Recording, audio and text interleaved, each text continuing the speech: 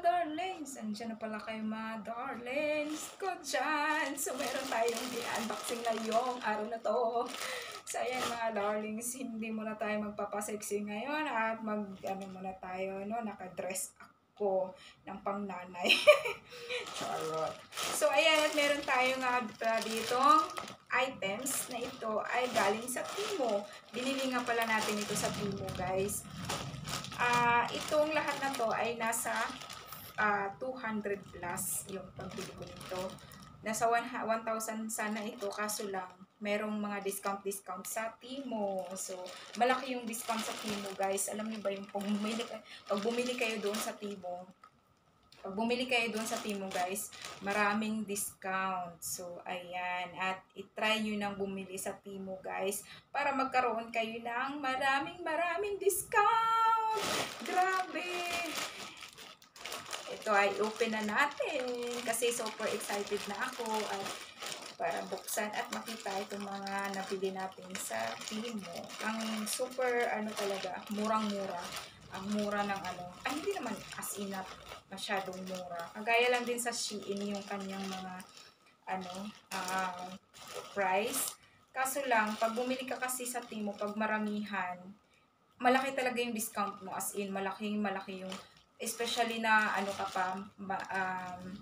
especially na bago ka pa lang nag-install at ng Timo, nagamit ng Timo, marami ka talagang guys, as in, marami ka talagang madi-discount. So, ito, ipakita ko sa inyo dyan kung magkano yung, yung nabayaran ko. Ilalagay ko sa screen, ganyan. Lagay ko dyan sa screen, guys, dyan sa baba. So, para order na kayo sa Timo. So, ito nga pala, ayan. So, isang made in China. Dalawa. Wow, ang ganda nito. 3. 4. Lima. Ito yung ating ipang try on, guys. 6. Ito.